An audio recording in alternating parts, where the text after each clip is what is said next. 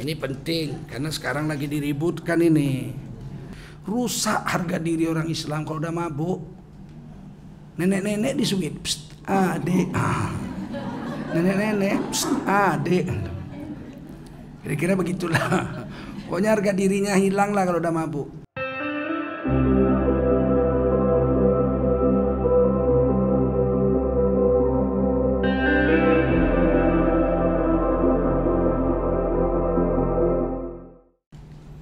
Ketika Nabi Muhammad SAW jumpa dengan Nabi Yusuf waktu Isra dan Mi'raj, ya, waqad jaa fi haditsil Isra, telah datang satu kabar dari Nabi ketika Nabi Isra dan Mi'raj. Ada satu hadis Nabi Muhammad SAW jumpa dengan Nabi Yusuf. Famarartu Yusuf. Aku jumpa Nabi Yusuf alaihissalam. Dan memanglah katanya Nabi Yusuf itu gantengnya bukan main. Jadi kata Abdullah bin Mas'ud radhiyallahu anhu, adalah wajah Nabi Yusuf itu memang bercahaya seperti petir. Katanya wakana wajhu Yusuf mislul barqi. Wajah Nabi Yusuf itu seperti kilat. Buraq. Barqi itu kilat menyambar.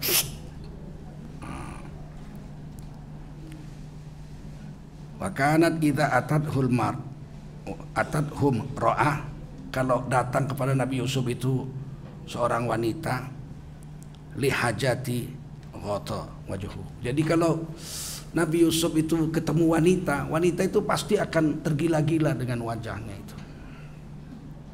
Teringat terus. Makanya Zulaihat menderita, istrinya Kitfir itu. Siapa yang paling menderita? Istrinya Kitfir. Serumah sama Nabi Yusuf. Hanya dapat melihat, tak dapat memiliki. Apa enggak sedih itu coba? Sedih enggak? Sedih enggak itu? Ada lagunya enggak itu?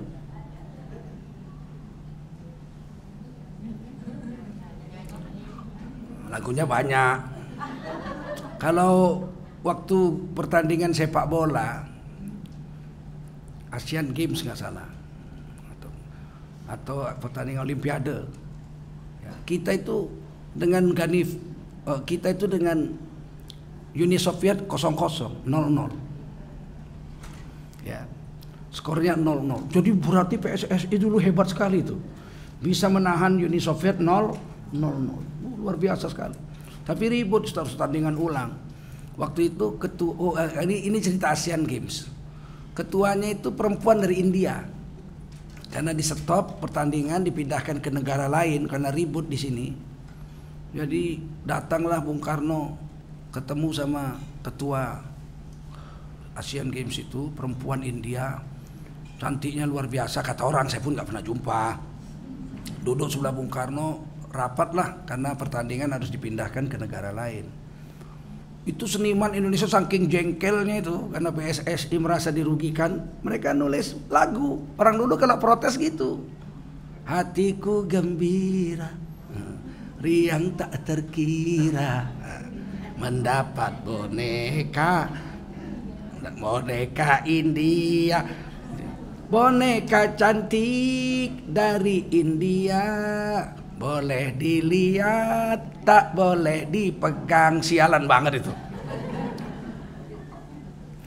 Saya baru tahu kalau lagu boneka cantik itu dikarang oleh seniman Jakarta untuk protes terhadap ketua Asian Games, ya, ketua Asian Games Asia, ya, karena dinilai tidak adil terhadap PSSI.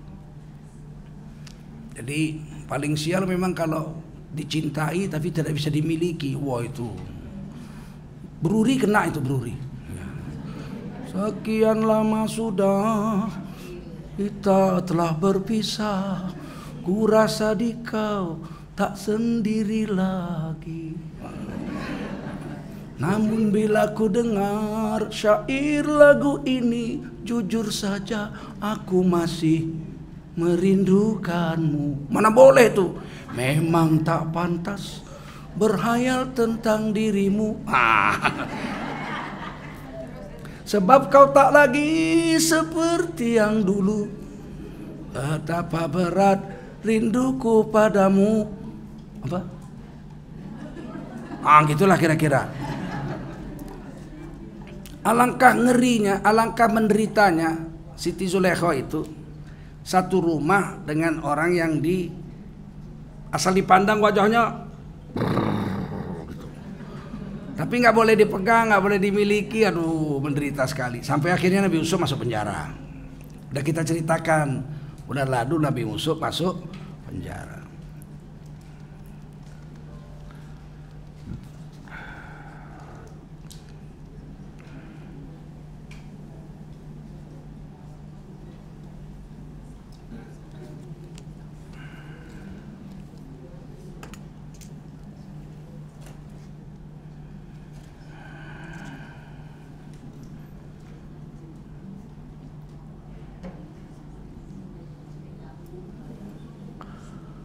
Baik, kita sambung ceritanya. Barangkali begini hikmahnya ya. Zaman itu kan wanita belum berhijab. Zulaikha waktu itu kan belum pakai cadar. Nabi Yusuf juga lihat Zulaikha kan cantik. Zulaikha juga lihat Nabi Yusuf kan belum ada tabir. Kalau di zaman Nabi Muhammad sudah ada tabir. Jadi dalam surah Al-Ahzab sudah diceritakan kalau sahabat-sahabat Nabi ada hajat kepada istri Nabi, mau belajar atau mau nanya hukum, mau nanya hadis, itu ada tabir. Jadi miwaroi hijab, dari belakang tabir. Jadi rumah Nabi itu sudah ada tabirnya. Tamu laki-laki seberang tabir sana, tamu perempuan seberang tabir sini. Jadi tidak pernah sahabat Nabi itu dengan istri Nabi ketemu tanpa tabir. Mesti min waroi hijab, dari belakang hijab. Nah, itu Nabi Muhammad aman. Satu hari Abdullah bin Umi Maktum, muazin Nabi ini buta. Kan muazin Nabi ada dua, Bilal bin Rabah dengan Abdullah bin Umi Maktum. Abdullah bin Umi Maktum ini buta, dia muazin subuh. Azan pertama itu Abdullah bin Umi Maktum, azan kedua itu subuh 2 kali azan. Azan kedua adalah Bilal bin Rabah radhiyallahu anhu. Jadi asal datang ke rumah Nabi, Abdullah bin Umi Maktum yang buta ini, Nabi pasang tabir. Satu hari datang ke rumah Ibunda Aisyah, Nabi ada situ. Abdullah mau jumpa Nabi, Nabi suruh pasang tabir. Aisyah pasang tabir, digrek gitu. Siti Aisyah bilang, yang datang kan orang buta Rasul. Yang datang kan orang buta, dia kan nggak lihat saya. Apa kata Rasul? Iya, dia nggak lihat kamu, tapi kamu lihat dia. Dari sini kita bisa lihat bahwa ayat hijab itu ada di Quran, di surah Al-Ahzab ayat 50 atau 52. Min waroi hijab, jadi harus lewat hijab. Selain ada tabir di rumah Nabi, nggak ketemu laki-laki dengan perempuan, istri-istri Nabi juga pakai cadar, pakai niqab, pakai cadar, tutup wajah semua. Ini terjadi setelah Nabi pindah ke Madinah. Waktu di Mekah belum. Ayat yang memerintahkan perempuan menutup aurat waktu itu adalah surah An-Nur ayat 31. Yaitu pakai kerudung. Wal yadribna bi khumurihin ala juyubihin, pakai kerudung. An-Nur 31. Nampak wajah dan telapak tangannya, ya. Illa ma zuharu minha. Boleh nampak yaitu wajah dan telapak tangan. Itu menurut Abdullah bin Mas'ud radhiyallahu anhu dalam tafsir beliau. Amanlah begitu. Perempuan-perempuan di Madinah kalau Islam pakai kerudung kayak ibu-ibu ini, nggak nampak, yang nampak cuma wajah sama telapak tangan. Begitulah keadaan. Satu hari Saudah binti Zam'ah ini yang tinggi besar, bisa giling gandum sendiri, angkat air sendiri, memang kuat. Buang air besar malam-malam. Sebagaimana perlu kita ketahui bahwa zaman itu WC nggak ada di rumah, semua WC di luar. Karena WC itu sarang setan, tempat setan berzina. Kan masuk WC doanya Allahumma inni a'udzubika minal khubthi wal khaba'ith. Ya Allah, sesungguhnya aku berlindung dari setan jantan dan setan betina. Jadi masuk WC itu tempat setan berzina. Makanya tidak ada orang dulu sahabat Nabi, termasuk Nabi sendiri, membuat WC dalam rumah. Semua di luar. Dan itu berlanjut sampai ke bawah, sampai Istana Maimun. Kalau ibu-ibu pergi ke Medan ada Istana Sultan Delhi, besar, lebar, panjang. Saya selalu ke situ dulu, ketemu Sultan Delhi yang tua ya, Tengku Azmi Perkasa Alam. Saya panggil ayah, itu panggil paman sama dia. Kalau sekarang sudah cucunya, karena sudah meninggal, ganti anaknya Tito, kolonel tentara, wafat juga, jatuh naik kapal terbang. Sekarang cucunya. Kalau saya panggil kakeknya paman, berarti cucunya panggil saya paman. Sering ke situ. Ternyata saya mau kamar mandi di luar. Ih, Istana Maimun sebesar itu, WC-nya di luar. Karena muftinya tidak setuju ada WC di dalam istana. Itu zaman sekarang, saya masih ketemu, bayangin itu. Masjidil Haram itu di Mekah bisa menampung 10 juta jemaah. Bayangkan bisa menampung 10 juta jemaah, nggak ada WC.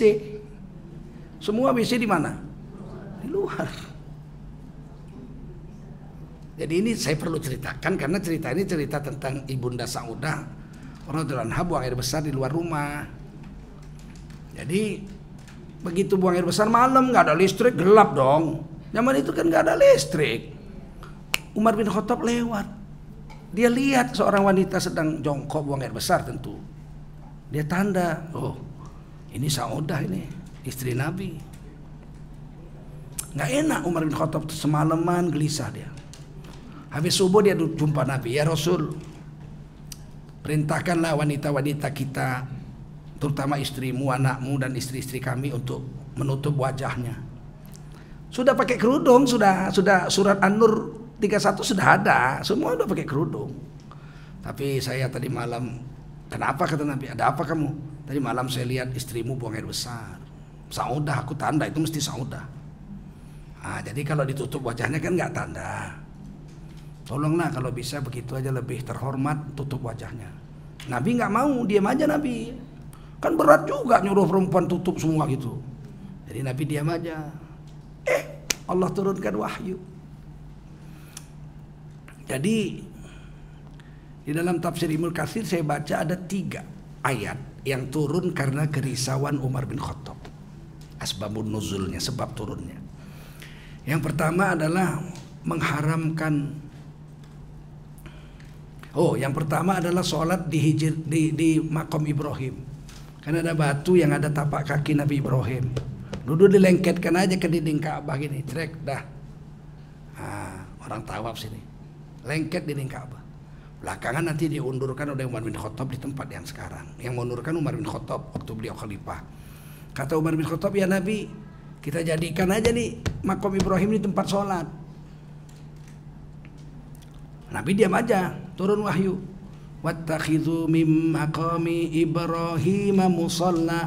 Jadikanlah makom Ibrahim itu tempat sholat. Langsung jadi tempat sholat. Belakangan banyak orang sholat, orang tawaf kan ke bendung. Oleh Umar bin Khattab dimundurkan waktu beliau jadi khalifah di tempat yang sekarang. Dulu dilengketkan aja di dinding Ka'bah gitu, diletakkan begitu. Disenderkan ke dinding Ka'bah, dimundurkan. Yang kedua adalah khamar. Khamar itu tidak diharamkan. Mula-mula yas'alunaka 'anil khamr.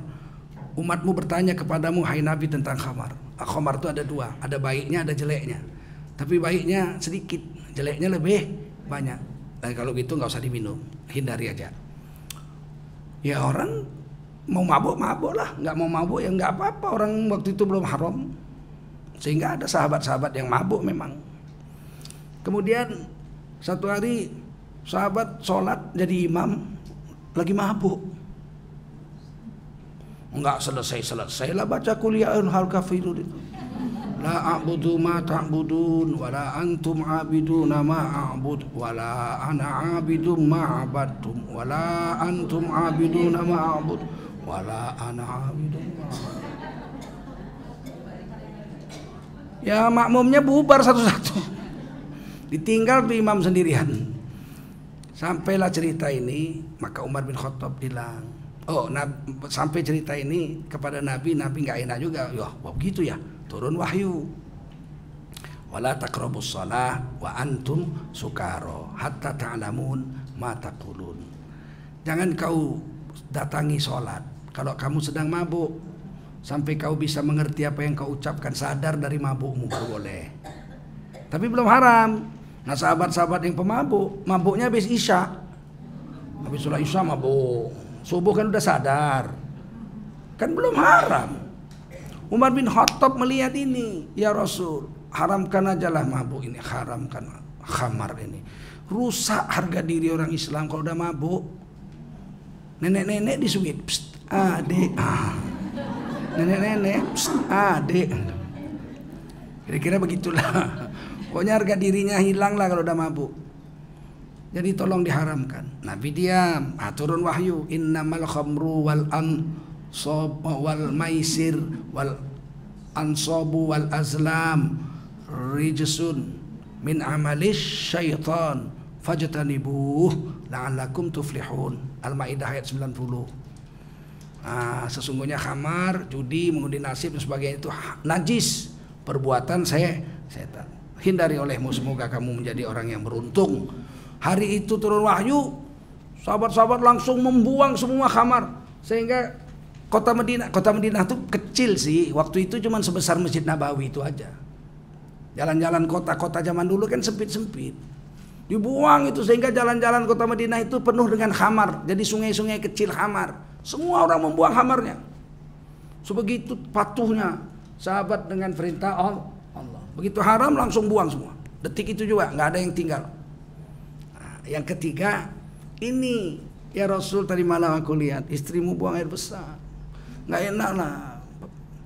Perintahkanlah istri-istrimu, anakmu dan istri-istri kami semua, supaya tutuplah seluruh wajahnya. Nabi diam aja, nggak diiyakan. Turun wahyu Nabi. Jadi perintahnya kepada Nabi.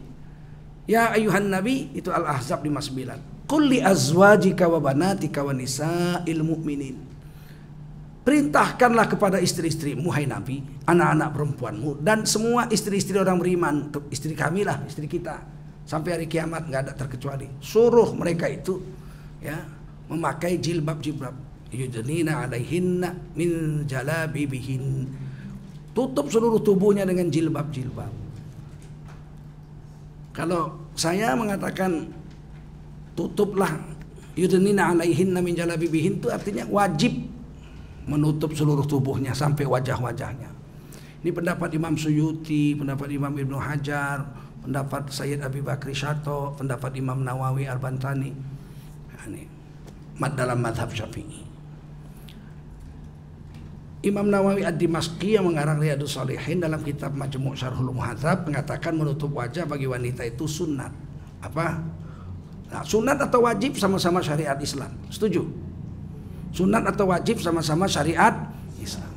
Maka esok harinya begitu turun ayat Al-Ahzab 59, kata Imam Ibnu Katsir dalam surah Al-Ahzab 59 tafsir Ibnu Katsir, maka semua wanita-wanita sekota Madinah, kaum Ansor itu, istri-istri mereka, semuanya keluar rumah besok seperti burung gagak, hitam-hitam seperti gagak yang bertengger di atas kepala-kepala mereka. Artinya turun ayat Al-Ahzab 59 itu disepakati oleh semua orang Madinah, istrinya besok pakai cadar hitam-hitam lagi semuanya.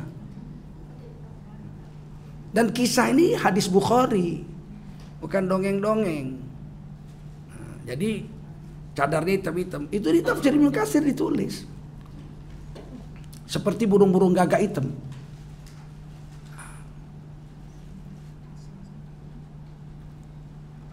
Makanya Nabi aman meskipun istri Nabi banyak, 12 istri Nabi, tapi yang pertama sudah wafat, tidak dimadu.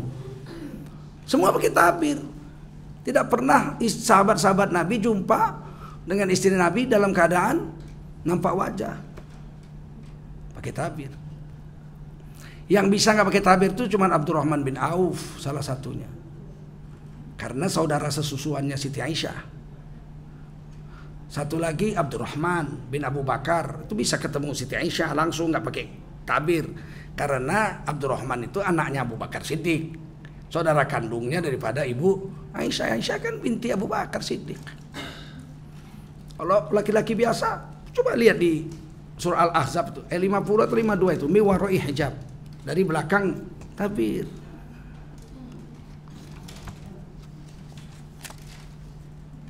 Ini penting karena sekarang lagi diributkan ini cadar-cadar. Ini cadar itu budaya Arab. Cadar itu budaya Arab. Ada yang bilang Yahudi lagi. Ada kiai, doktor, profesor mengatakan cadar itu budaya Yahudi. Aduh. Ada menteri mengatakan cadar itu budaya Arab. Aduh. Saya ingin beritahu bahwa budaya Arab sebelum datang Islam tabarruj, setengah telanjang. Setengah telanjang. Artinya kalau budak cuman pakai celana pendek, buah dadanya kelihatan. Gondal-gandul gitu di kota Mekah. Itulah adat Arab. Kalau orang merdeka, istri orang merdeka itu pakai sarung, buah dadanya ditutup, tapi dadanya, keteknya kelihatan semua. Sampai sekarang masih banyak perempuan begitu. Saya kemarin pulang dari India singgah di Sri Lanka. Pramugari Sri Lanka itu cuma tutup ini sama pakai sarung, udelnya nampak semua. Dia suliweran di depan, untung saya dekat jendela tuh. Kalau saya dekat gang kan belanja juga mata itu kan, wadaw. Walaupun hitam lumayan juga lah ya kan. Ini zaman modern sekarang ini. Baru bulan lalu saya pulang itu. Apalagi orang Arab 1400 tahun yang lalu sebelum Islam datang. Mereka itu tabarruj, setengah telanjang. Tapi kalau tawaf keliling Ka'bah, mereka telanjang bulat. Tuh di surah Al-A'raf itu telanjang bulat sambil tepuk-tepuk tangan.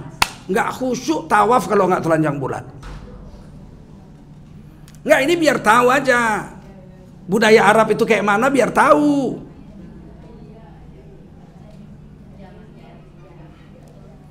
Datang surah An-Nur 31, perempuan-perempuan yang setengah telanjang itu jadi pakai kerudung kayak ibu-ibu ini. Terhormat nggak? Nah, datang surah Al-Ahzab 55, mereka tutup wajah seperti burung-burung gagak hitam. Nah, sekarang saya tanya, apakah pakai kerudung dan cadar jilbab itu? Jilbab itu cadar. Budaya Arab atau syariat Islam? Jadi dari mana bilang dia budaya Arab? Ada lagi yang lebih bodoh. Itu perempuan Arab pakai cadar karena di sana banyak abu. Loh, kalau gitu laki-lakinya pakai cadar juga dong. Masa abunya cuma milih perempuan? Kalau laki-laki, laki-laki belok gitu. Laki-laki gitu. Aduh, tambah bodoh ini orang ini. Zulaikha menderita karena tidak ada tabir. Sedangkan zaman Rasulullah sudah pakai tabir. Sudah dapat Al-Ahzabnya 50 nggak salah.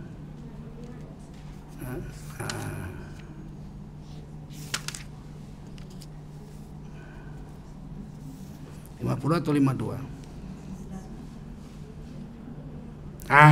52.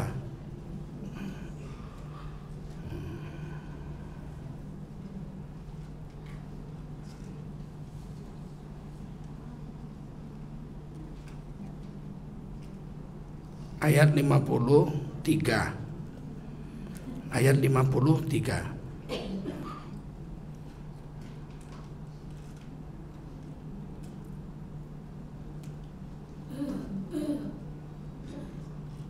Wa idza sa'altumuhun, apabila kamu meminta sesuatu kepada istri-istri Nabi itu, mata'an, ya, fas'aluhunna min wara'i hijab, mintalah segala sesuatu yang kamu perlukan dari istri Nabi itu dari belakang tabir hijab. Hijab tahu hijab?